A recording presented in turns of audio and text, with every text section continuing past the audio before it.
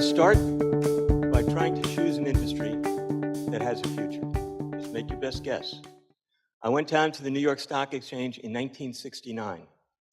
By the early 70s, senior traders were telling me, leave.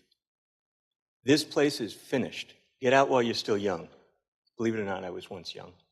And somehow, I know they were sincere and they were very experienced, but it didn't seem right. My first boss was an odd lot broker. He'd come into work a little before 10 o'clock when the market opened, and around 11, he'd say, Dick, I'm going up to lunch. Well, lunch for him was the bar on the 7th floor of the exchange.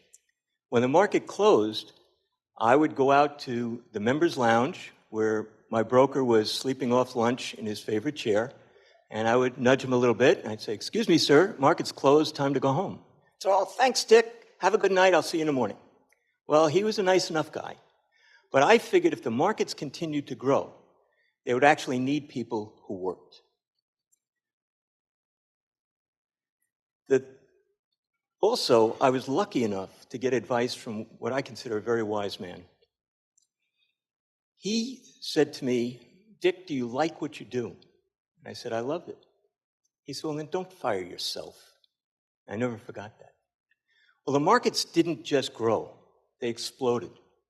The retail traffic still predominated the order flow, but more and more the huge orders that were generated by pensions and mutual funds began to dominate the exchange. So it worked.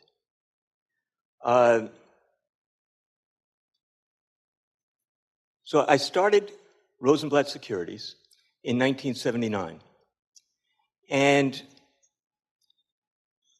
I billed myself as an institutional execution expert. Now, there were specialists on the floor, and if you think of the market in New York as an auction, they were the auctioneers.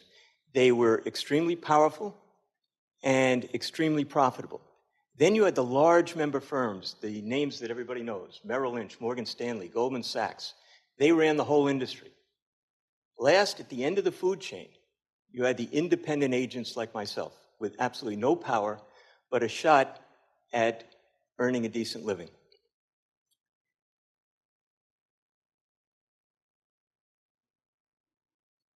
Things were going well. I was building a business, and suddenly, unexpected things started to happen. When your crystal ball gets foggy, your two greatest assets will be your humility and your flexibility. 1987, the market crashed. I was in a lot of trouble.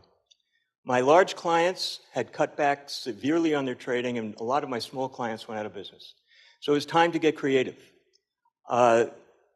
In the mid-'70s, the CBOE had opened. It was the first time that options were trading on an exchange. And by the early 80s, the options market makers in Chicago realized that by trading the underlying equities in New York, they could dramatically increase their profitability. I made sure they knew that I was an option offset expert. Started doing that business, and it was actually a lot of fun. In the mid-'80s, risk arbitrage became the darling of Wall Street.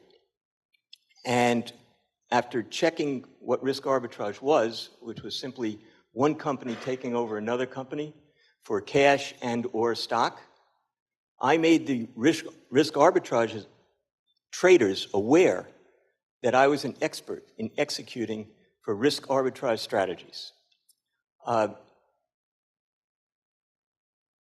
Business continued to grow, and the exchange was very supportive, the exchange community was very supportive of some of my other ideas. We started a trade organization to help small brokers with errors because the cost could be substantial. Started a charity to help people in the exchange community with addiction problems, and a second charity to help the families of New York City police and fire personnel killed in the line of duty. That, coupled with the fact that trading and competing against the big guys on behalf of my clients was much more of a sport than a job. life was pretty good, and then this lady showed up. The market, after crashing, slowly rebounded, and we were able to survive and grow. Today, we trade, well, we're the largest agency broker on the New York Stock Exchange. We provide research to our clients. We consult for exchanges and regulators around the world.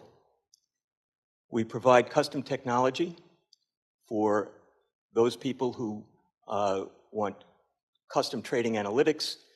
And we also facilitate foreign brokers when they try to sell their research to US investors. It's all worked pretty well. But the thing to keep in mind when we talk about a career and a job is that your job is the required course that you all took in school. It's essential that you master those courses because that is what will make you an expert in your field. But it's not a career. It's when you choose your electives, when you take your ideas and you implement them and make that a part of your job, that you evolve that job into a career. So when I started out in 1969, I had a good job that I loved. And it evolved into these other things that I've been talking to you about. And it was only with hindsight that I realized as I started other things, and they didn't all work. I only told you about the ones that worked. It became more about what I wanted to do. It wasn't generic anymore. It was a career. So I'm over my time. I was supposed to have 10 minutes, but John keeps telling these wonderful stories that I do appreciate, and he told me I had 35 seconds, and I'm really over that time. But I want to leave you with the most important guide of all. Always follow your smile. It is essential that you really like what you do. It will make you more creative. You will work harder. And the world is an extremely competitive place. The person who loves what they do will win every time. So I want to thank you for allowing an old broker to reminisce a bit. And I wish you all the very best of luck.